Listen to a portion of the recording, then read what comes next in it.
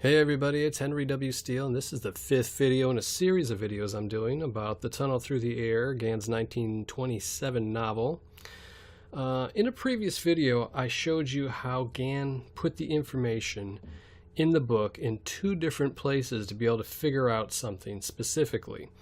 And that something was Marie Stanton's actual birth date. And then I showed you in another video the significance of being able to figure out her actual birth date.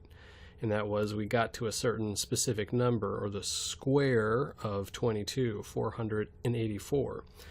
Now, Gann also put information in a book in another way. The Marie Stanton birth date information, it was all in the book, every bit of it. So we were able to use the book itself and then do some math to find out what Gann was pointing to, most likely. Well, this is a different method that Gann uses, and I'm going to show you now. In the very first chapter, on the first page, it talks about when Robert Gordon was born. It says he was born. She had always hoped that her third son, would be born on Sunday, but he was born late Saturday night, June 9th, 1906. So that's when we find out his birthday. It says a few months before his birth, his mother had suffered a severe shock on account of the death of her oldest son in the San Francisco Earth Quake in April. Now, it talks about the San Francisco earthquake, and that's a pretty important point in the history of the United States, especially back then. It was an extremely significant catastrophe that had happened several decades before the book was written, but was still relatively fresh in the minds of everybody in the United States. And he's using that to mark a date. The death of her first son was on the specific day that the San Francisco earthquake happened, but Gann doesn't tell us that day.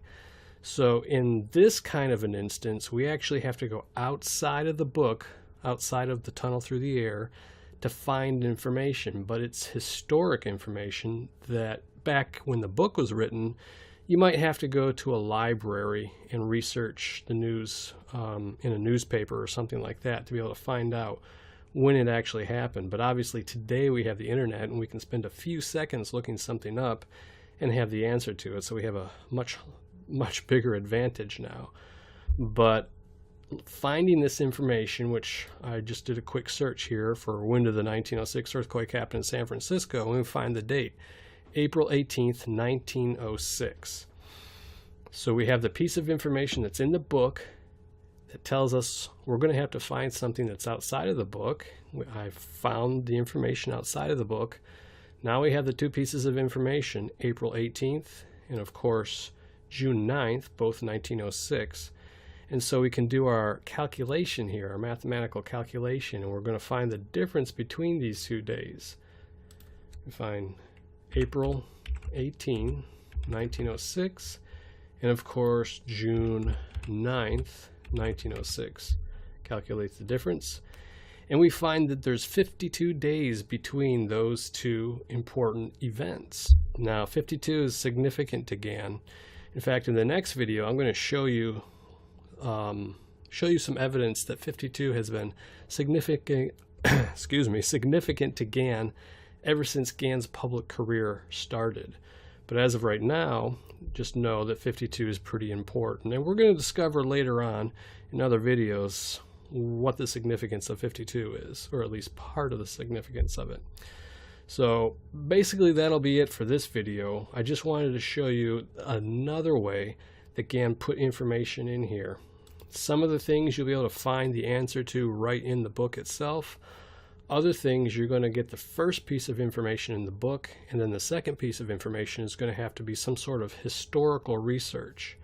But once you have those two pieces of information, especially if they're dates, which frequently they are, you need to find the difference between the two dates. So we can take that information and use it to start figuring out more significant things and the purpose of those time periods. So that'll be it for this video. I'm going to go ahead and end it here, and in the next video we're going to talk about 52 a little bit more.